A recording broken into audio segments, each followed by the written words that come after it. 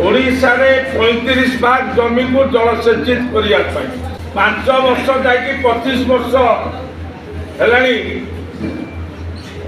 नवीन सरकार ओडिशा रे एकमात्र 1 इंच जमी को जलसेचित करिले नहीं एवं जो जल भंडार थिला जलसेचन व्यवस्था थिला पूर्व सेगुड़िक आज अचल हो पड़ी।